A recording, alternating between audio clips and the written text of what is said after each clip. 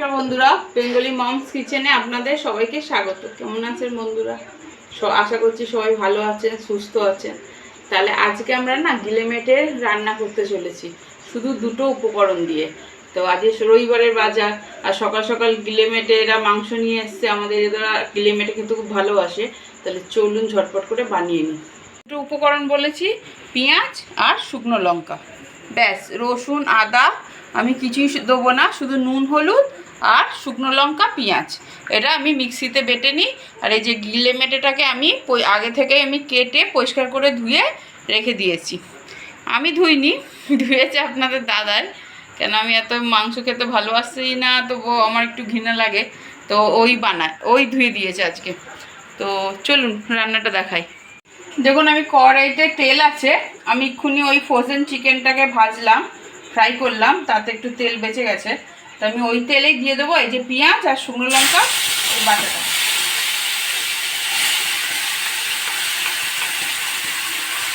দিয়ে দিলাম। তার সাথে দিয়ে দিলাম নুন, এই হলুদ আর নুন।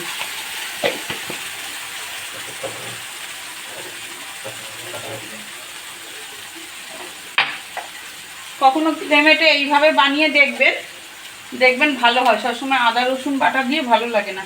এই যে আমি নুনটা একবারে পরিমাণ মতো দিয়ে দিলাম। এবার মশলাটা আমাদের ভালো করে কষিয়ে নিতে হবে।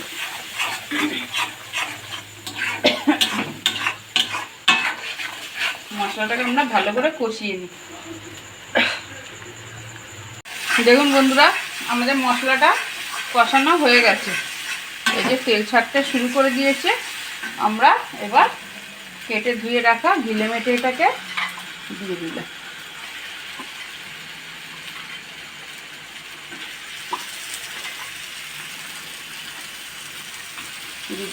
এবার আমরা গ্যাসটাকে আঁচটা কমিয়ে অল্প অল্প করে নাড়িয়ে ভাজবো।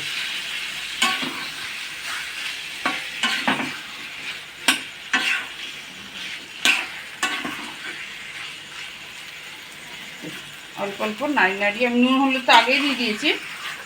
এবার একবার করে নাড়তে হবে, আবার ছাড়তে হবে।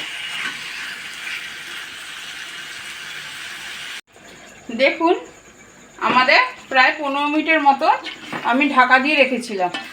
এই দেখুন কেমন কষা কষা রেডি হয়ে গেছে। আমি কিন্তু জল দিইনি, জল দেবেন না, মাংসের নিজস্ব একটা জল দিয়ে। আর আমি কিন্তু ঘুমে আজেই করছি, গ্যাসটা ফ্লেম কিন্তু আমার কমানো। সেমনি করেই 15 মিনিট 20 মিনিট বসিয়ে রাখবেন, আর মাঝে একবার খুলে নাড়িয়ে দেবেন, ব্যাস। তাহলে দেখুন আমার মাংস সিদ্ধ হয়ে গেছে, আর মশলাটাও আগেই তো আমি মশলা কষিয়ে নিয়েছিলাম। এই দেখুন হচ্ছে না? এবার আমার নামিয়ে নেওয়ার জন্য রেডি।